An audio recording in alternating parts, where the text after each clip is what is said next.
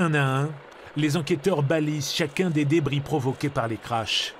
Il est 8h30 ce matin quand un hélicoptère se disloque sur la route départementale, juste derrière cette usine.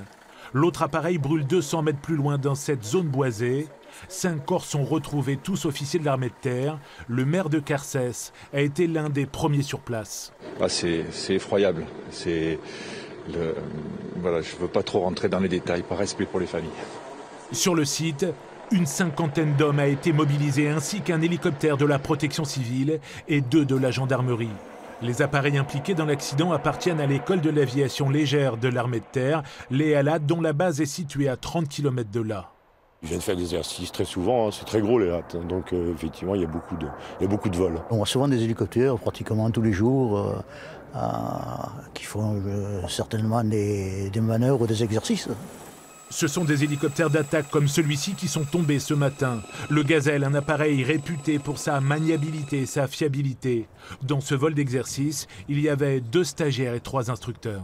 Ce sont des moniteurs qui ont une très grosse expérience, plus de 5000 heures même pour l'un, qui connaissent parfaitement la zone, qui connaissent parfaitement l'exercice. Ils l'ont déjà joué plusieurs fois, cette année et l'année d'avant. L'hypothèse d'un télescopage est en cours de vérification. L'enquête a été confiée au parquet de Marseille. Depuis le 4e régiment d'hélicoptères des forces spéciales de Pau, on retrouve Éric Poussard. Éric, à l'heure qu'il est-ce qu'on en sait un peu plus, car les informations sont difficiles à avoir sur place?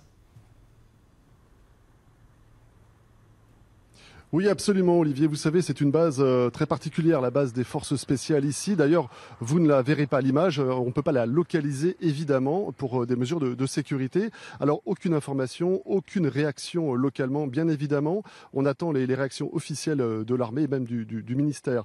Ce qu'il faut savoir, c'est qu'il y a eu un tweet qui est passé, un tweet qu'on a remarqué dans la journée, celui de François Bayrou, qui évidemment regrette profondément l'accident et la mort de ces deux soldats des forces spéciales de Pau.